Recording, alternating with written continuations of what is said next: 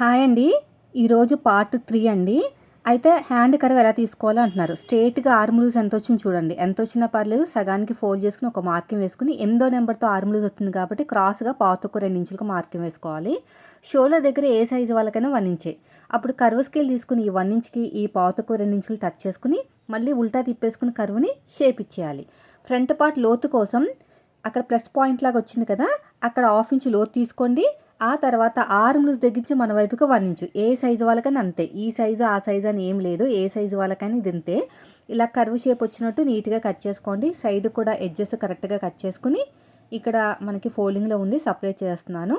Shoulder దగ్గర చిన్న టక్ ఇచ్చుకోండి. 2 లేయర్స్ని సపరేట్గా తీసేసుకుని ఇప్పుడు లోత్ అని తీసుకోండి. ఈ లోత్ తీసుకునేటప్పుడు మనకి కట్ చేసిన పీసు ఐబ్రో షేప్లో వస్తుంది. చూసారా ఎంత చక్కగా వచ్చేసిందో. తర్వాత సైడ్కి జాయింట్ పడుతుంది కదా, ఇక్కడే పీస్ని కట్ చేసేసుకోవచ్చు. చాలా బాగా వస్తుంది కుట్టిన తర్వాత కూడాని.